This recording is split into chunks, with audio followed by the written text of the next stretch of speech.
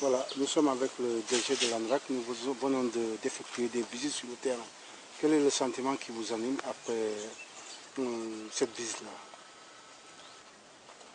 Aujourd'hui, c'est notre deuxième jour de visite qui consiste, comme on l'avait dit, à passer en revue les bénéficiaires de l'année dernière, notamment en appui à Antony. On est dans le département de Oussouye et le département de Désignation.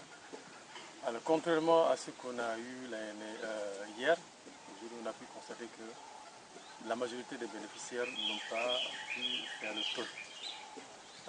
Parce que, pour des raisons essentiellement, du fait qu'ils n'ont pas pu avoir les charpentiers. Et ça, c'est un problème qu'on a rencontré. Les taux existent, mais malheureusement pour les bénéficiaires, ils n'ont pas les moyens justement pour se payer, disons, des charpentiers. Alors, c'est important pour nous de venir voir et faire le suivi. Parce que quand on appuie, on s'attend à ce que le bénéficiaire utilise ces tôles.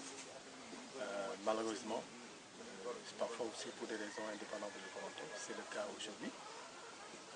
Nous avons pu constater quand même qu'il y a une volonté pour ces populations de mettre les tôles. Malheureusement, ils n'ont pas les moyens. C'est aussi une occasion pour nous de connaître disons, un autre problème qui n'était pas soupçonné et que nous pouvons, disons, nous pensons réfléchir à un peu appuyer les populations qui n'ont pas les moyens, disons, de se payer en charpentier. Justement, par rapport à cette question qui me paraît fondamentale, les populations ont parlé du coût élevé de la main-d'œuvre. Est-ce qu'on peut s'attendre à ce que votre structure accompagne encore une fois les populations, mais cette fois-ci dans ce domaine-là? Tout à fait, ce que je disais, donc, parce que l'appui en tôle, bon, c'est vrai c'est un appui, hein, il y a pour certains bénéficiaires, l'appui est satisfaisant, parce que ça permet de couvrir entièrement la maison, pour d'autres c'est pas satisfaisant. Mais on s'est rendu compte que même pour ceux-là pour lesquels l'appui est suffisant, ils n'arrivent pas justement à mettre les tôles parce qu'ils n'ont pas le moyen pour payer un charpentier.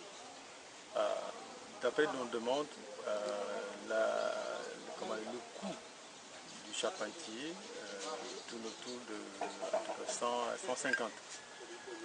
Ça paraît un peu peut-être modeste pour beaucoup, mais ici c'est énorme comme prix.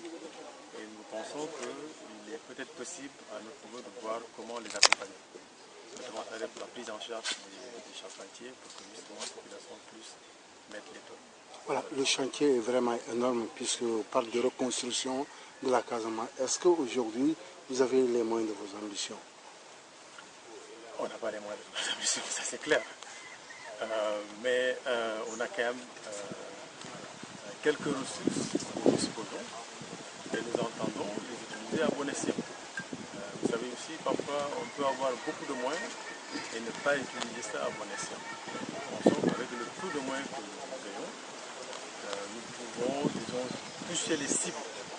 C'est important de toucher les vraies cibles. C'est vrai, il faut le dire, nous enregistrons beaucoup de demandes, parfois des demandes fantaisistes. Et c'est tout le sens de notre démarche qui consiste à aller vers les bénéficiaires et voir nous-mêmes quels sont les besoins, quels sont les difficultés rencontrées, mieux ajuster les tirs. Et aujourd'hui, je pense qu'on est assez satisfait de cette démarche. Et nous pensons que pour l'avenir, nous pouvons répondre disons, de façon plus efficace aux demandes des bénéficiaires.